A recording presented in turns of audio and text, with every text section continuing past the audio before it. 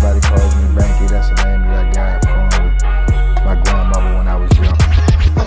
I'm coming out here after 30 years. Yeah, I ain't got nothing, but I'm gonna have something because I'm rich in personality, you know, and I'm rich in love. My family love me, and that's really all that counts. Yeah, man, he punched Angelo in the face off the rip. Angelo just bagged up, stomach back. Angelo said, "Oh yeah, I like this. We got one now. Come on, come on." So the dude, you could tell he was big, but he didn't really know how to fight. So he's sitting there looking all awkward, telling son, yeah, what's up? Angelo, I'm gonna show you. Angelo slid in on him, bam, dropped him straight to the ground. He ain't even jumped down on him. He said, get up, you wanna hit Angelo. Yeah, we gonna fight today. Dude jump up real fast. He tried to charge him. Angelo sidestepped and slung him straight to the ground. He told him, no, we gonna rumble. So he get up, Angelo charged into him, bam. He fall back up against the wall. He hit the wall. He on the wall. He grabbed Angelo and pulled Angelo to him. So Angelo bite him. He holler. He pushed him away. He said, no. Bam. Dropped him down to the ground. He started kicking him. Bang. He just kicking him. By now, the lady in the booth, she done seen it. She done called it 10:33. Everybody in the pod sitting over there looking. They tripping because Angelo done snapped out. He just steady kicking him. Bam, get up. You want to swing on me? Get up. I like to fight. I love it, man. We laughing in this zone like I don't know what. All the tag team, they come running in. They see it's him. He's turning around, dude, and balled up in the fetal position. He turn around on them, telling them, what's up? Because he know he going to jail. They scared, they started to circle him. Come on, Angelo, let's go forward. Let's go forward. You know, come on with it. First one got close to him. Bang. And they just bum rush him. Boom, take him down to the ground. Man, they tussling in there with him, telling everybody, go to your cell. Man, it's crazy pandemonium in there. Dude laid over there, bust up. He done set up on his butt now. He just sitting there and the police go over there, they grab him, get him up, cuff him up, take him on out. They tussling all down on the ground with Angelo, mace him. He start hollering, you maced me. You ML. You know, and they get him up all the time, take him on up out there, man. You know, this just the life of Angelo Ford, man. This how he rolled. You know what I'm saying? This how he rolled. Now he pull up on this dude and threaten this dude to make sure this dude gonna get him some of that package when he come in, or make sure he don't get rid of it before he can get some, and then he gonna tell the dude that if he don't, this dude just took off. Boom. Now, I know in his mind, he thinking he got to know how crazy Angelo is because everybody on the compound know how he is. But at the same time, he trying to make a statement like he ain't gonna be pressed, he ain't gonna be extorted. Well, you gonna have to rumble. When it comes to Angelo, you gonna have to rumble. You gonna have to rumble because that's how he coming. That's exactly how he coming, and he's serious. But dude, you know, I guess he wanted to make a statement. And they took old Ford on up out there, man. When he came back out of jail, they ain't put him back in my block. They put him next door. So he was in the next door block. But I used to see him every day because I used to go out on the yard and work out, and he out there working out. Sometimes I worked out with him. Sometimes I jog with him, sit out there, man, do calisthenics with him, man, shadow box with him and stuff. Man, the man just, I'm telling you, man, I ain't met too many people like him. And I done met some crazy people in my time. I done met some people this off the chain. But I'm telling you, he right up there with him. He right up there with him far as like, he just drama filled, man. He ain't gonna never, you know, not be filled with drama because like I say, he gonna start most of it. And he just got that type of energy in him where he can't sit still.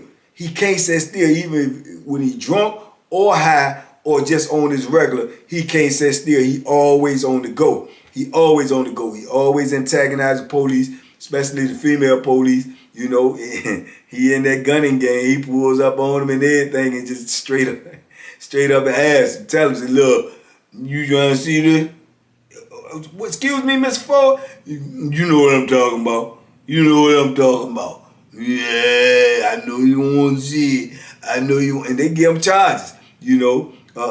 sexual advancement source or employee or something like that. And Angelo tell straight up, what I supposed to do? I don't like a man. You got the women walking around here almost say something, I'm gonna shoot my shot. You know, I'm gonna shoot my shot. She write it up, she write it up. Just make sure you say what I said. Yeah, get the charge right. You know, and this is him, man. This is him. And they had a few dudes back then on Augusta, man, that was into that karate, man, and kung fu. And they used to be out on the yard too, practicing, you know, working out, throwing kicks and all that stuff. And man, they had a dude on there named Safu. I'm gonna tell y'all a story about him one day. This dude was unbelievable with that stuff, man. I'm talking about he had actually even been an extra in a movie before he got locked up with Chuck Norris. So he was real nice with the certified, man. Certified. Dangerous and humble. Dangerous and humble. Very, very crazy combination, but that's how he was. But he won't nobody that you wanted to mess with by any means. Trust me.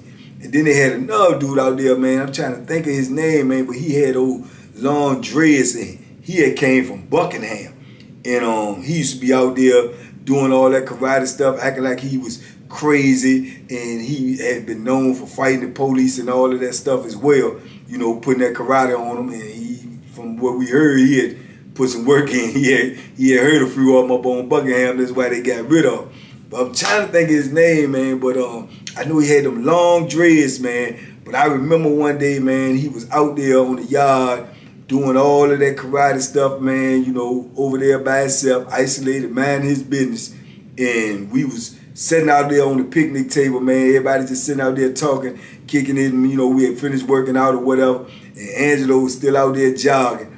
And, man, it's about 6 of us sitting on the picnic table. And the karate dude is over there in the corner. Man, Angelo came over to the table, pouring down sweat, adrenaline flowing. He feeling good and everything. And he looking over there, dude, and he say, I bet I go over there and knock him out. And you know you always got dudes that want to see drama. They don't put a battery in their back. They know who they talk to. They know they talking to Angelo. They know he's serious. They know he mean what he say. And dudes just want to egg him on. Man, go ahead, Lo. You ain't going over there messing with that man, man. That man know that karate, boy. Man, I knock him out. He P-U-S-S-Y. He faking. I knock him out. You know, you who on bet? Anybody got with them eggs there? You got a couple of eggs? I'll go knock him out right now with 2 eggs. You know, and dudes laughing and joking, talking, go ahead, Lo. He talking, I'm serious. Y'all know I'm serious. And he get the shadow box. You know I'm serious. I'll go knock him out right now. Give who got 2 eggs? Anybody, any takers. Bet $100. Who got $100? You know. So one dude holler out, man. He said, man, I got 100 though. I got 100. I'm serious. He said, I got 100 Lo. You ain't going over there mess with that man, man. And then dude said, man, don't do Lo like that, man. You know Lo serious. He said, you got the money? The money, where the money at? He said, man, money upstairs, man. Lo said, I'll go knock him out. Watch, I'll go straight over there and knock him out. So Lo started walking over there. We all sitting up on the table. Some dudes, man, go ahead, man. You done put Lo going, man. Y'all know he going. Lo walked straight over there. Dude over there throwing kicks, roundhouse kicks, kicking, jumping all up in the air. Lo go over there, stand right beside him. Cross his arms up like this. He just looking at him. Dude doing his thing, then dude turn around and notice him. So he keep on doing his thing. And we could see Angelo, and we couldn't really hear him. Like talking about, we couldn't really hear him, you know. So then dude turn around, and then next thing you know, he stopped doing the workout, started looking at Lo, him and Lo talking for a few minutes, and then you see Lo just start throwing punches and fainting at him, and you can see dude like, man, you know what I'm saying, what's up, what you doing? So, man, next thing you know, man, dude done got in the stance on Lo. So Lo standing there and everything, man, dude turned around and swung a kick, and you know he won't play because he swung the kick at Lo. Lo bagged up, and Lo still up in his boxing stance and everything, and dude coming at him with some karate stuff. Man, that dude came and jumped up and threw a wild kick, and Low bagged up, and it's just like the MMA joint. And when Low bagged up and he landed on the ground, Low charged him. Bam! Hit him straight in the joint, drove him straight to the ground. And then Low just jumped down on top of him and started pounding him. Bam, bam, bam, bam. And got up off of him, dude laying there on the ground. He stumbled a little bit. He get himself up again. Low went straight up to him, hit him with a hook. Bam! Drop him.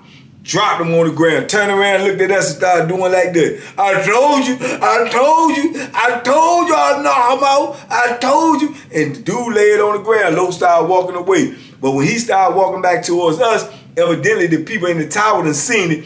They done hit the horn, bang. So now Low looking around, man. We walking around. I said, man, dude's like, man, Low, man, you done got Low late. Man, you done got Low late. And Low said, I want that $100. I want that $100. And he take off and start jogging around the yard. He started jogging around the yard. All the police come flooding out there. They running over there. They going over there to the karate dude. The lady in the tower that got on the radio, and they trying to figure out who he's fighting with. And the lady that got on the radio, and she tell him, it's the dude jogging around the yard. It's him. So they see his Angelo. They going to this dude. This dude. Then they see his Low. They know Low. They call it Low over there. They call it Angelo. Hey, Ford, come here, Ford. Man, what you want? What you want? I'm working out. And he just keep on jogging. Man, the people start pacing behind him, trying to catch up with him, telling him to come on. They closing the yard down. Man, they get the yard closed down, man. Low out there running. And, man, we couldn't see the end result. But they say Low get the rumbling with him out there. They pin him up, lock him all up and everything, take him to jail, man. The man went over there and jumped on the karate man just for $100, man. $100, man. I'm telling you, this dude is action-packed, man. He crazy, no cut card in him, man. If you dare him to do something, he gonna do it. Straight like that, he gonna do it. You know, the longest I think that I seen him stay in the hole was one time he was coming through the entryway, man. He got arguing with the police. Back then on Augusta, they always had the police that guard the entryway. So when you come in the entryway, you got to get patted down, and you know, you go through if you ain't got nothing on you or whatever. And you had to do that going in and out of the building, every building on Augusta. And man, he got to arguing with a police one day coming in there. Police and pat him down, thought he felt something in his pocket. Low wouldn't let him go in the pocket. He keep telling Angelo, I need to check your pockets. Angelo said, try to check them then. That's what you do, try to check them. You don't already patted me down. Touch me again. Touch me again. So Angelo tried to walk off. He still telling, hold on. He said, man, I told you. You know, so he keep on pressing. He got what he was looking for. Low turned around and said, huh? What you say? Bam, bam, bam, bam. Knocked him out. Left him right on there. Went on upstairs. They came on up to the building and got him. Locked him on up. He stayed back there that time, man. I think he stayed back there about 3 months, man. About anywhere from 2 to 3 months. And before he came back out, man, he just was, like I say, man, he just energy charged. He don't care about no charges, you know. Back then on Augusta, too, I don't know how he was getting away because them police up there were taking you to court. But see, for a physical assault on the police back then, and being that this was a new prison, and you just hitting them with your hands and you ain't using no weapon or something, you might get 6 months. You know what I'm saying? Something like that, you might get 6 months. Rarely, some dudes, if they got hurt real bad, some dudes I knew up there was getting like 3 years, 2 years, or something like that. But Low must have been getting like little 6 months Jones or something like that because he didn't care, man. He stayed for putting his hands on somebody. Whether it be police, inmate, whatever. He didn't care. He stayed in that drama, man, all the time, the whole time that I was around him. He stayed in that drama, man. And like I say, when them drugs on that compound, he a different animal. You might see him in the block and he just pacing back and forth. Because he want them doors to open so he can go wherever somebody else the post got the package. He want to go. He trying to go see him. If it's another building, he going, that's called 229, you know, unauthorized, or he 229 and he going to see where it's at because he trying to get on. You know what I'm saying? And that's his thing. You know what I'm saying? He's doing all his life. But at the same time, he won't like a regular dude to do dope or nothing like that because you know, he was in shape, he worked out, he stayed working out, but at the same time, this was his Achilles heel. This is what he liked to do. That and drinking, you know, he gonna do both. And whenever he can, as much as he can. And that's his fun time. When he ain't doing that, He working out so much because he burning off that energy. That's why he get into them confrontations all the time, because he got, you know, restless energy in him that he can't get out of. You know, now, I don't know, you know, if that's really the case. That's the way I felt. That was my analysis of him. You know what I'm saying? From being around him, and I know that he'll get restless. And then when we was up there in the mountains, drugs weren't coming on that compound on a regular basis at this time, because it was a new prison. You know, you dealing with these racist police, so most of the time you got to get the drugs in through the police. So, you know, a lot of dudes won't, what they call flipping the police, flip them and get them to bring drugs in. It won't going down like that, at least not the time that I was on there. So the first time. So it was like, you know, it come very rarely. So when it's there with it, he won't plan about it. He trying to have it, you know. And like I say, man, I seen countless encounters of him with COs where he just cuss them out, take the charge. Man, that man probably had hundreds of charges.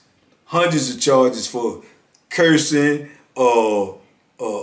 gunning, you know, masturbating on the female COs, fighting, you know, disorderly, drunk, you know. He done had them all, you know. But like I say, he had a set amount of time that he had to do. When I was around him, I'm almost sure he had less than 2 years to do, because when it ended up for him leaving, I was right there when he left. That's the event I told y'all when we was in the hole and he came out on the yard and beat the white boy up on the yard, right? He was in the hole then, and he stayed in the hole till he was getting ready to get out. When I was back there with him, he had a little bit of time before he get out. And he was back there then, man, and he was raising holy heck back there, Joe. I was a couple cells from him, man. Low, you said, get on that window.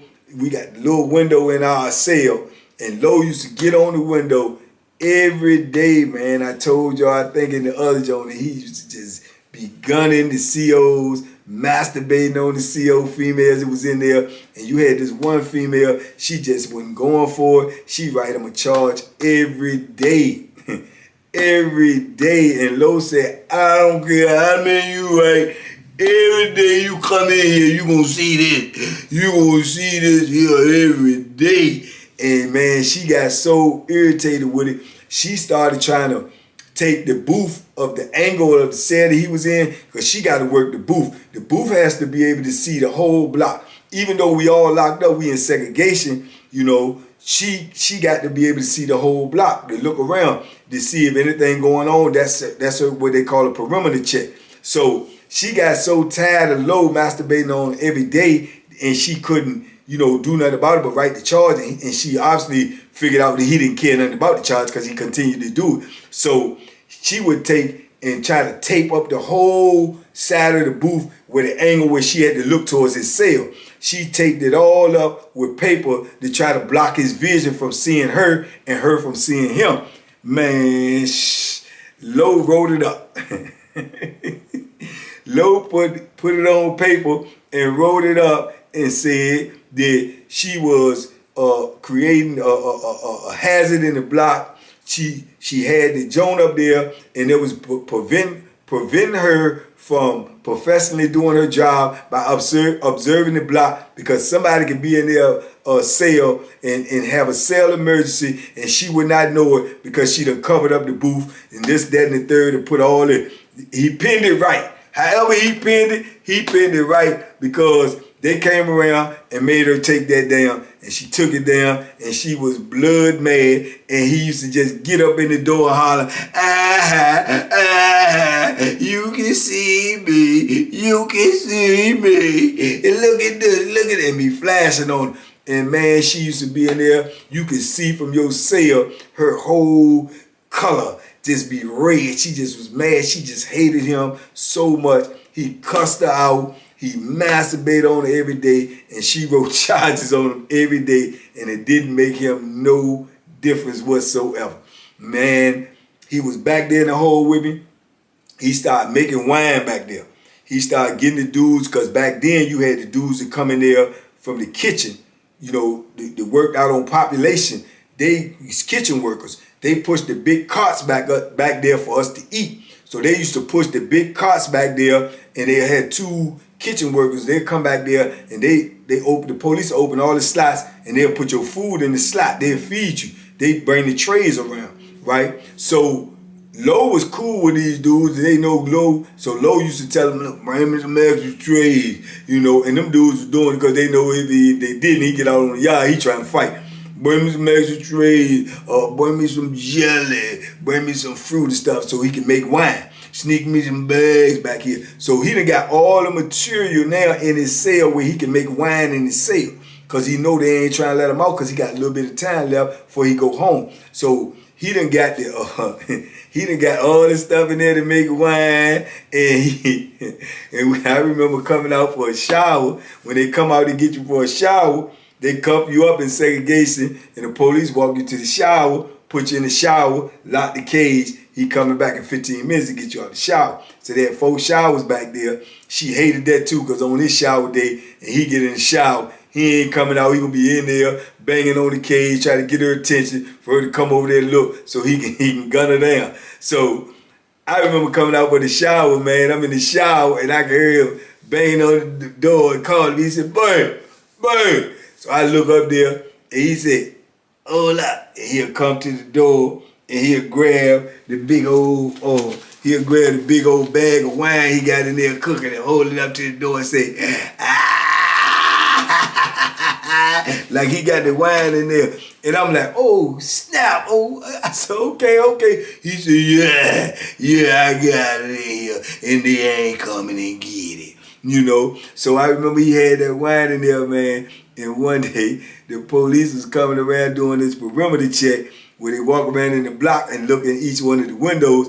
And Lowe had his window covered up. So he banging on the door, telling him, Ford, take the thing off the window. He said, shut up. Take the thing off the window, Ford. I ain't taking nothing off the window. I'm taking the crap. Take it off the window, Ford. So, man, he ended up pulling the junk down. Tell me, what you want, boy? What you want? He said, let me look in the cell. He said, you ain't looking in that. Let me look in the cell, Ford. You ain't looking in here. What you want to see? Huh? What you want to see? You want me to show it to you? You want to see this? You want to see, he'll pull this thing out on the police, man. And they be like, Ford, I'm telling you, you gonna get a charge. I don't care nothing about no charge. I don't care. And they must piss him off that day because he said, you want something to write up? I'm gonna give you something to write up. Stay right there. And he went and got the bag of wine and brought it to the window and showed it to the police. Now come and get it. Yeah, tell them come and get this. Tell them I got the wine. Tell them come and get it. And man, the man got on the radio. He called on the radio, called the sergeant. The sergeant them come around there, about 2 sergeants and another CO, so now they got like 4 people at this door, and he stand up there with the wine right in their face, talking about, I got it, and y'all ain't come and get it, unless you want to fight. Yeah, I want to fight anyway. Yeah, let me know. Come on, get it. And they tell me, look, Ford, put the wine out the slot, put the wine. I ain't putting no wine on no slot. You crazy fool. Come get it. I'm going to drink this and let you come get it.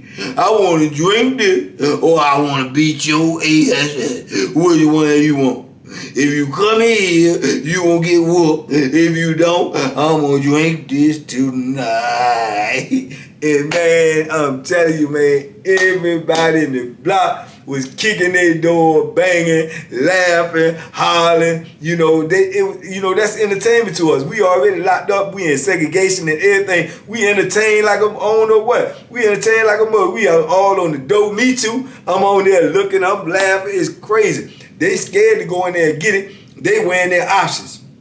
We go in here and get it. We fight him. We got to do all this paperwork or whatever. He got it in there. What can he do? He can't hurt nobody. He can't do nothing but get drunk. We can already give him a possession of intoxicant charge because he done showed it to us. So they weighed their options, man, and they told him, go ahead and drink it. You know what I'm saying? Go ahead on and drink. Go ahead on and drink. They leave. So he laughing. He kicking the door.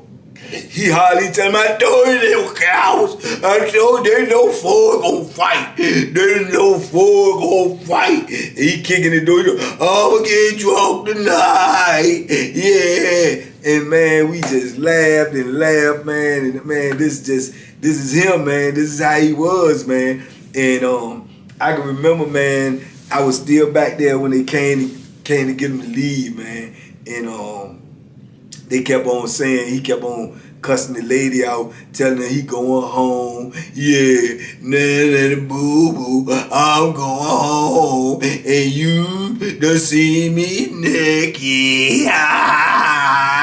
You know, you wrote up all them charges, and I'm still going home. You know, because he had a mandatory date. They couldn't do nothing about it. The only way you could stop his mandatory date was actually giving him another charge, where even then he was going to have to be released on a mandatory date, and if he had a street pending charge, he would have to go to court for that, get found guilty or whatever, to come back to prison or to go wherever he was going to go. But you could not stop that mandatory date, and he knew that, and he used that to his advantage every chance he got. You know what I'm saying? And man, he kept on telling the lady, you gonna see this one more time before I leave. You gonna see it. Yeah, you gonna see it. You be here when I leave. And man, when it came for the day for him to leave, man, they bought him his clothes and put the clothes in there for him to to put on for when they come get him for the release. Man, Angelo took the clothes and put them all in the toilet, try to cut them up, throw them up, because he wanted them to come get him,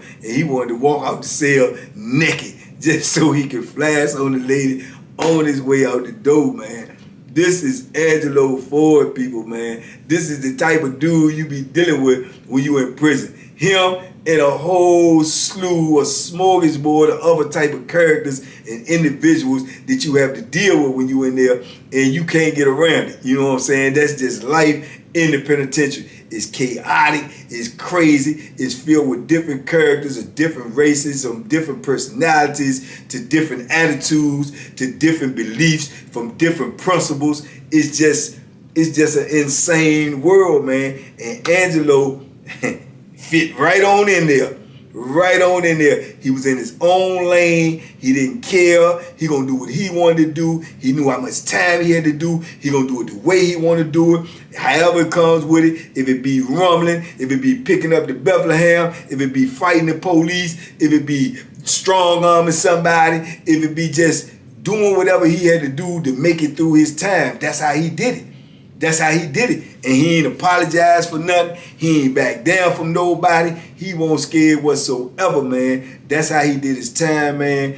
And he was a straight fool with it. Believe me, he was a fool with it. And if I think about more about him, I'm quite sure some other incidents will come up in my mind as they popping up in my mind right now. But man, this was him, man. This was a wild character, man. Shout out to Angelo Ford, man. I mean, if anybody ever see this or know you, I hope you out here doing well, my brother. You know, much love. You know, I know you's a real one, and I know you ain't play no games, man. And I was a witness to it, man.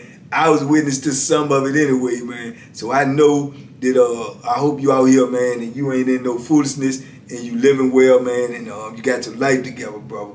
But man, I just wanted to tell y'all a little bit about Angelo Ford, the king of crazy, you know, from Augusta, because y'all asked me so much about him in my comments, man. Like I told y'all, I appreciate the comments. Keep them coming. I appreciate the love, man. I appreciate everybody who subscribe, everybody who make a comment, everybody who share these videos, because crazy as some of these videos are, they are definitely intended for the people that's out here, you know, the men and women, but especially the men that's out here in the streets, that's doing things that, you know, you ain't got no business doing, that's taking chances that you shouldn't be taking, that's, you know, wondering whether you should, you know, nah, bro.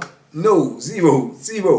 Because anything or any one of these stories that I've told on this 33 years of prison stories make you feel like prison is the type of life that you want to live, prison is the type of life that you think you could deal with, then, brother, I must be painting the wrong picture. I must be painting the wrong picture, because this life right here, man, for me just to be out here with y'all now and to be able to share this with y'all, to be able to walk y'all through some of the stuff that I experienced, blessing, man. It's a blessing to be able to give y'all these lessons, you know, and you not have to actually experience it. You know, and that's why I give y'all these lessons, because I don't want no young fella out here to mistake prison for what you see on TV, to mistake prison for what you heard about from someone who did a little bit of time and came home and gave you some type of false narrative about how prison really is. Man, prison is chaotic, prison is crazy, prison is dangerous, prison is uncertain, and this is not a position that you want to put yourself in. So I tell these stories because you on the street now and you in the free world, and I'm telling you this so you will never, ever submit your freedom for anything, because this is the type of life that you're going to have to live if you do, you know. And I don't care how you go in there, how nice you are, how unproblematic you are, how you ain't looking for no trouble. It's going to find you in there. It's going to find you out. It's going to knock on your door. Trust and believe that. You know what I'm saying? And anybody who tell you anything different, I would highly have to disagree with them. You see what I'm saying? From experience. From 12,345 plus days of experience, I would have to highly disagree with them. So hopefully y'all got something out of this story, man. And like I say, the blessing in this lesson is, man, that I'm out here now and I can share these stories with y'all without y'all ever having to walk on the inside of a prison and experience them yourself. I've already did that for you, you know, so you can thank me later, but I did it for you so you won't have to do it. You understand? So, man, peace and blessings to everybody out there, man. Y'all be safe out there, be smart, make good decisions, man. Stay out of prison, share these videos. Y'all hit me in the comments and let me know what y'all want to talk about. You know, talk to me. Y'all know I talk back. I appreciate you all out there, man. Have a blessed 2022. Let's make it a good one. Let's make this 100K we want to get to, so we can reach 100,000 people with this good energy that we got, this positive energy. TBP salute. Y'all be safe out there, man. I love y'all out there. And as always, you know, boom, boom, boom. Duck that hook.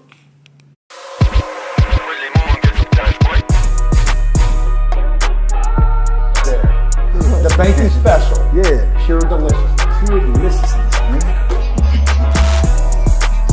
My name is Banky, man. Everybody calls me Banky. That's the name that I got from my grandmother when I was young. I'm coming out here after 30 years. Yeah, I ain't got nothing, but I'm gonna have something because I'm rich in personality, you know, and I'm rich in love. My family love me, and that's really all that counts.